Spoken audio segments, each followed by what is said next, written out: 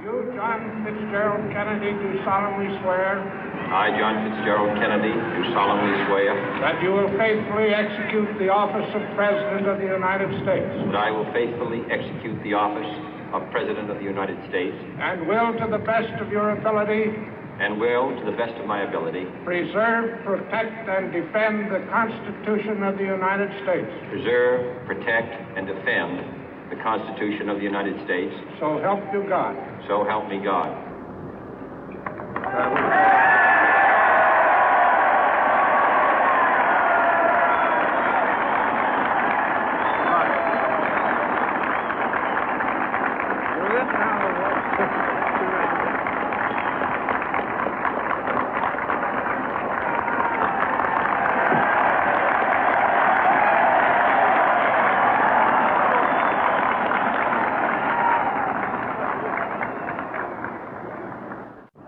Vice President Johnson, Mr. Speaker, Mr. Chief Justice, President Eisenhower, Vice President Nixon, President Truman, Reverend clergy, fellow citizens.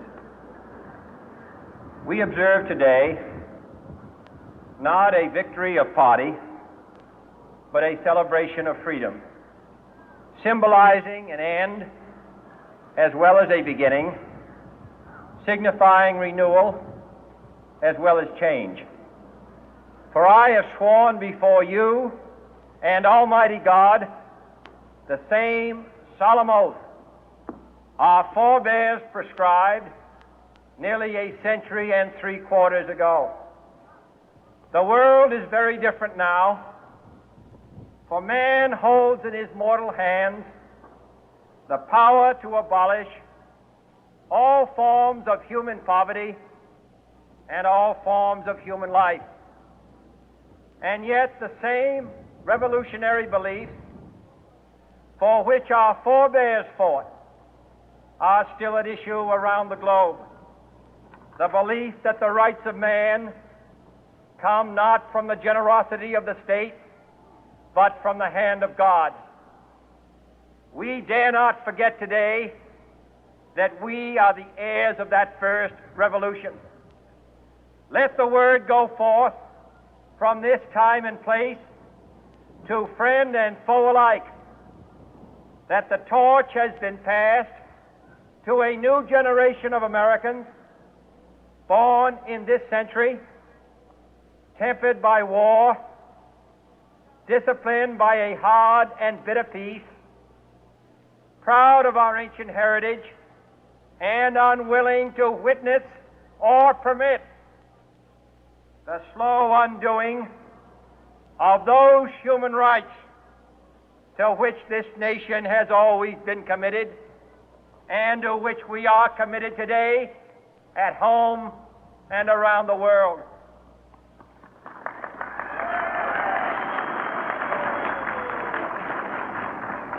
Let every nation know, whether it wishes us well or ill, that we shall pay any price, bear any burden, meet any hardship, support any friend, oppose any foe to assure the survival and the success of liberty.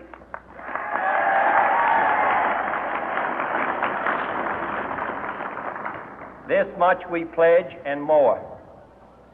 To those old allies whose cultural and spiritual origins we share, we pledge the loyalty of faithful friends. United, there is little we cannot do in a host of cooperative ventures. Divided, there is little we can do, for we dare not meet a powerful challenge at odds and split asunder. To those new states whom we welcome to the ranks of the free, we pledge our word that one form of colonial control shall not have passed away, merely to be replaced by a far more iron tyranny. We shall not always expect to find them supporting our view, but we shall always hope to find them strongly supporting their own freedom, and to remember that in the past, those who foolishly sought power by riding the back of the tiger ended up inside.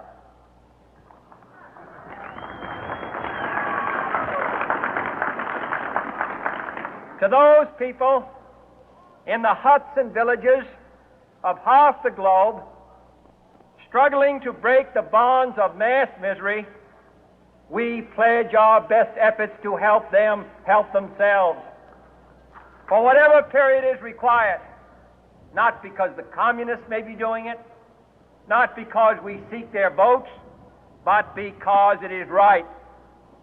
If a free society cannot help the many who are poor, it cannot save the few who are rich.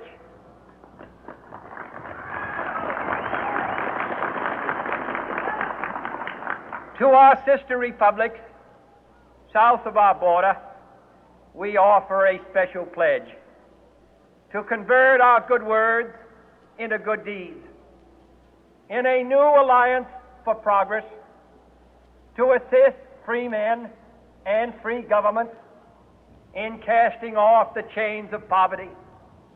But this peaceful revolution of hope cannot become the prey of hostile powers. Let all our neighbors know that we shall join with them to oppose aggression or subversion anywhere in the Americas. And let every other power know that this hemisphere intends to remain the master of its own house.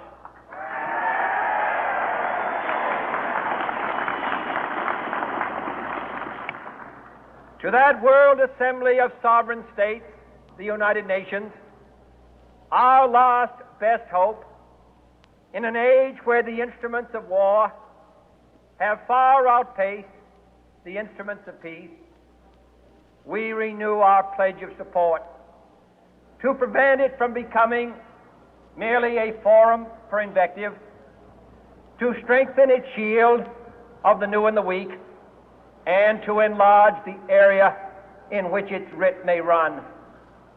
Finally, to those nations who would make themselves our adversary, we offer not a pledge, but a request that both sides begin anew the quest for peace. Before the dark powers of destruction, unleashed by science, engulf all humanity in planned or accidental self-destruction, we dare not tempt them with weakness, for only when our arms are sufficient beyond doubt can we be certain beyond doubt that they will never be employed. But neither can two great and powerful groups